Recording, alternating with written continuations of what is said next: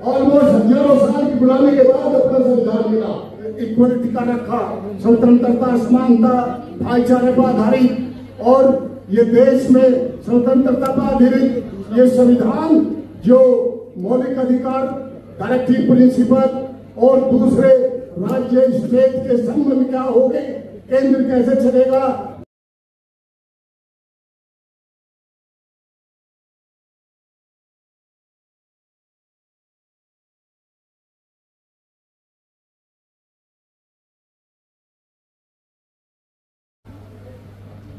आदरणीय A.R. जोशी जी जो कि राष्ट्रीय अध्यक्ष हैं समता सैनिक दल के, मैं उनसे निवेदन करता हूं आप आए और अपनी ओजस्वी वाणी से इस जनसमूह को संबोधित करें। और मेरा निवेदन सभी अतिथियों से रहेगा कि आप संक्षेप में अपनी बात रखें।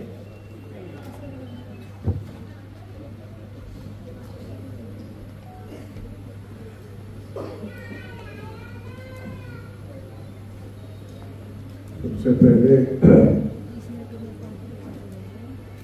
मैं आज के इस बहुत ही पवित्र आयोजन के लिए भारतीय बौद्ध महासभा के राष्ट्रीय अध्यक्ष बौद्ध भिक्षु संघ के लिए राहुल भारती जी को बहुत बहुत साधुवाद देता हूँ कि वो हमेशा हर ओकेजन पर, जितने भी ओकेजन है, चाहे वो देश से संबंधित है, आजादी से संबंधित है, और चाहे बाबा साहब से संबंधित है, चाहे भगवान गौतम बुद्ध से संबंधित है, उन सबको, उनका आयोजन हमारे जितने भी महात्मा गुरु हुए उन सब के लिए वो हमेशा आयोजन रखते हैं, उनके लिए बहुत बहुत बधाई। आज इस आयोजन के मुख्य अतिथि श्रद्धेय अजय मिश्रा साहब, राज्य गृह मंत्री भारत सरकार, जो हमेशा हर प्रोग्राम में शिरकत करते हैं, उनके लिए बहुत बहुत साधुवाद। हमारे संघ से बहुत ही सीनियर और मार्गदर्शक डॉक्टर सत्यनारायण जड़िया जी को बहुत बहुत बधाई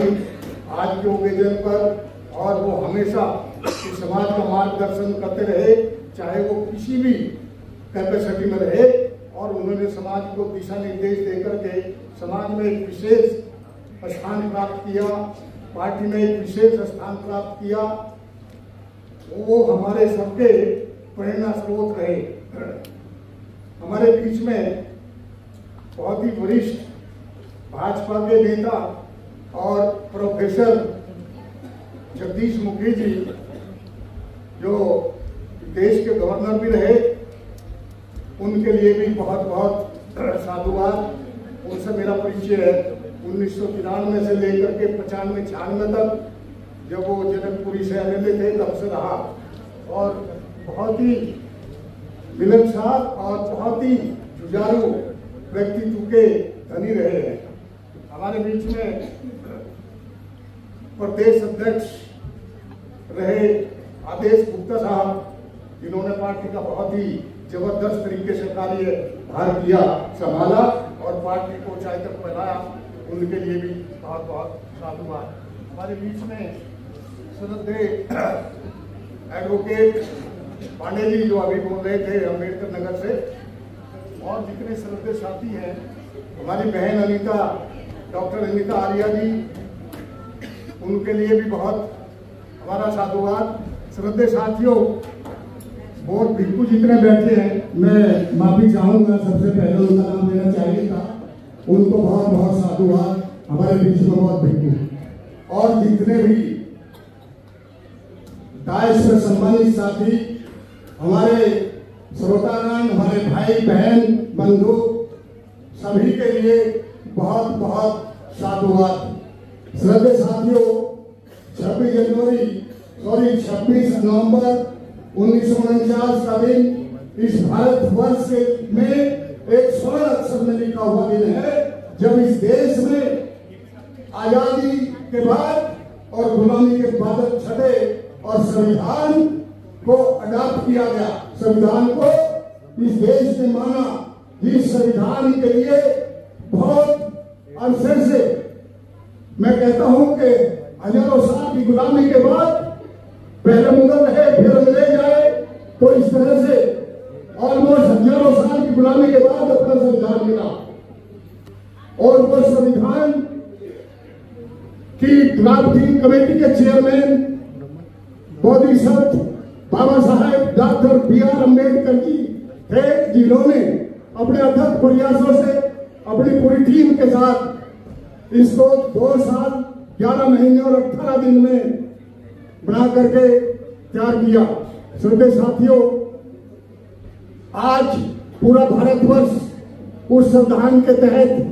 चल रहा है और मैं समझता हूं कि वो सबसे पवित्र जो हमारी बुक है इस देश का संविधान है। देश में जितना भी आप देख रहे होंगे कि मौलिक अधिकार दिया हर व्यक्ति के लिए, बाबा साहब का ये रहा कि उन्होंने in spite of facing all oddity suffering in the hand of others, लेकिन जब उन्होंने संविधान बनाया उस चीज को कभी अपने मन में और दिमाग में नहीं रखा और हर व्यक्ति को उसकी यथाशक्ति, उसकी यथा पोजीशन उस संविधान में दिया। सबसे ज्यादा मैं कहूंगा कि जो भी समानता का उन्होंने इक्वलिटी का रखा, स्वतंत्रता, समानता, भाईचारे पर आधारित,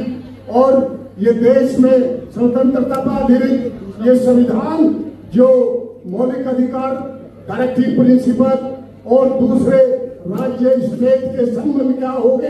केंद्र कैसे चलेगा, न्यायपालिका क्या होगी, कार्यपालिका क्या होगी और केंद्र और स्टेट के संबंध आपस में क्या होंगे, वो सब बाबा साहब ने हमें ऑलरेडी लिख कर दिया हुआ है। श्रद्धेय साथियों, बाबा साहब ने लेकिन एक बात कही थी 26 नवंबर 1949 को कि आज